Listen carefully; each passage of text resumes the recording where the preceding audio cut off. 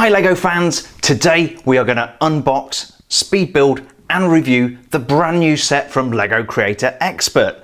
This is set number 10258, London bus with 1,686 pieces. This set is officially released on August 1st, 2017, but it is available to LEGO VIP members right now. The red double-decker bus is an iconic symbol of London, and this is based on the classic Routemaster design which was introduced in the 1950s. The Routemaster was a masterpiece of British engineering. It was lightweight, easy to operate, and best of all, you could get 64 passengers on board. London Transport operated more than 2,000 of these Routemaster buses on the streets of London, and that's why they're as recognisable a symbol of London as Big Ben or fish and chips. The bus has been designed in the same scale as other LEGO Creator Expert vehicles like the VW camper van or the Mini, so we'll put those alongside each other later and see if they work out. Cool, so let's flip the box over and see what we've got inside. Okay, so one of the really nice features about this build is that it's built in a modular format, so you can lift off the top tier of the bus and you can even lift off the very top roof so you can look inside. LEGO have also used some design features so that we can switch the bus from a 1950s format to a more modern time format. We get these license plates which swap out from the old-fashioned black license plates to the more modern yellow and white license plates that we see in the UK today. And we get retro and modern day advertising hoardings on the side of the bus. Now, of course, Transport for London is not running these old 1950s buses on the streets of London today. But because London has really missed the old-fashioned Routemaster buses, Transport for London reintroduced this type of bus in 2012 with a new design re-engineered for modern times. And by 2016, they were running 600 of these new style Routemasters on the streets of London. Other features on this set include an opening hood, or as we'd call it in the UK, a bonnet, so you can get to the engine of the bus. We also have a bin at the back of the bus where you can deposit used tickets. And there are some interesting articles on the bus that people have left behind. I can't wait to get this built, so let's open up the box and see what we've got inside.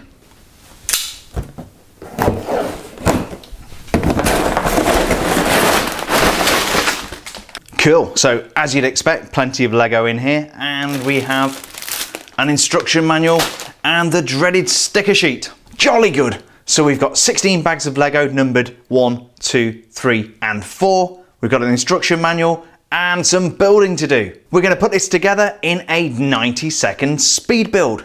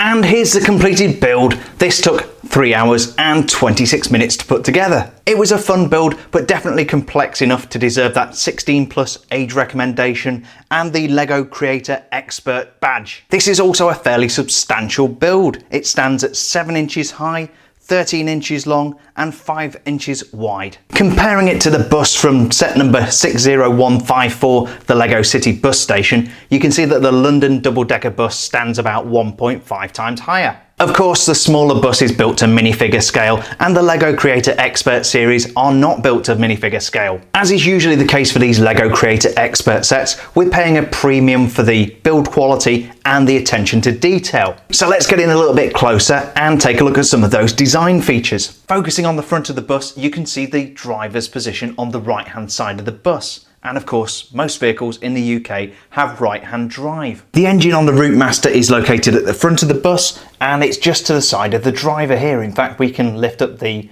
bonnet or the hood of the bus and reveal the engine inside.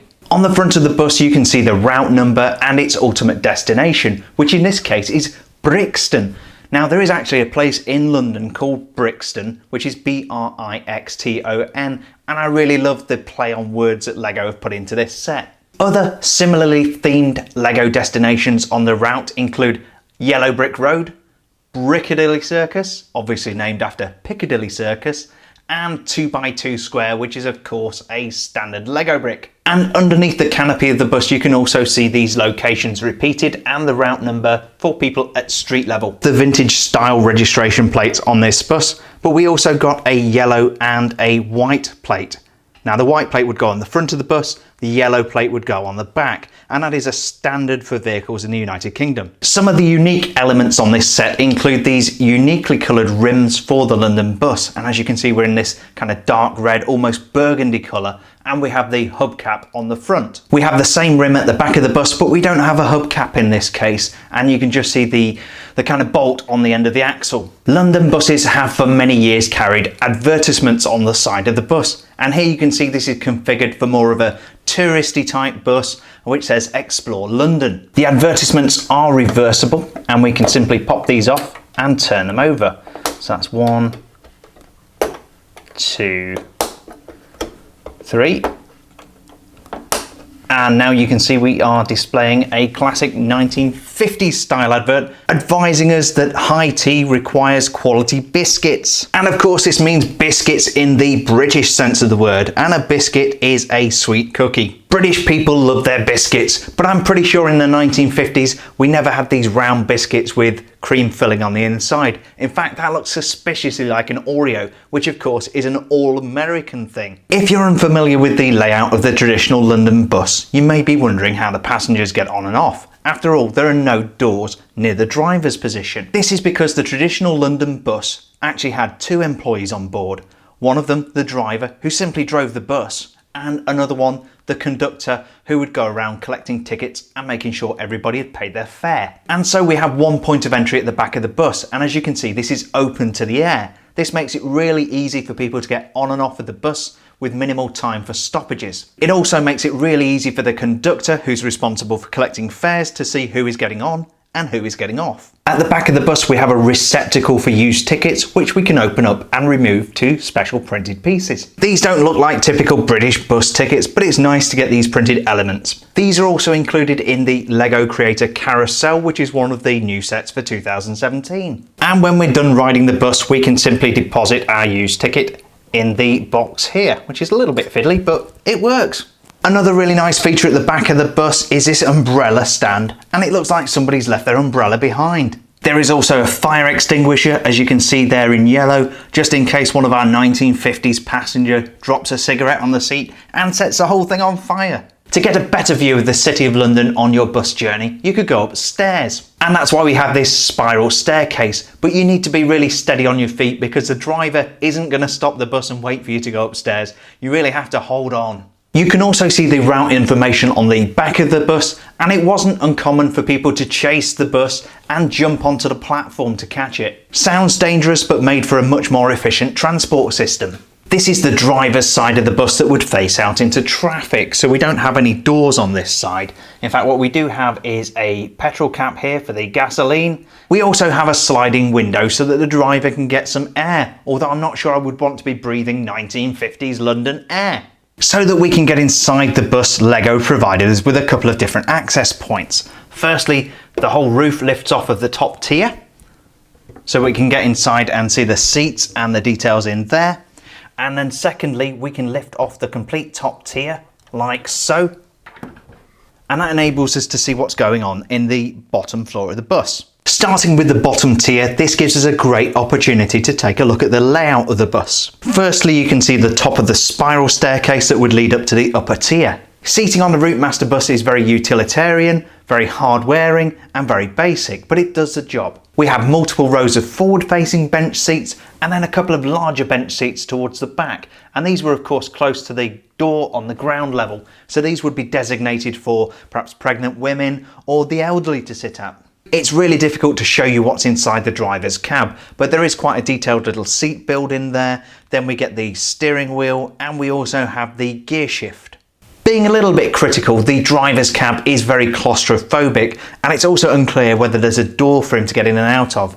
I don't know whether it's meant to be this sliding window here or whether he's meant to climb out over the engine, which I doubt very much, but it's really difficult to imagine how the driver would get in and out of the bus. Contrary to how most buses work today, the driver would be completely segregated from all of the passengers. Looking directly down on the seats on the top tier of the bus, it's pretty much the same story. We have these bench seats facing forwards, but we do have a couple of details in here which I wanted to point out. With Routemaster buses carrying millions of Londoners every year, it was inevitable that some damage would happen to the seats from time to time.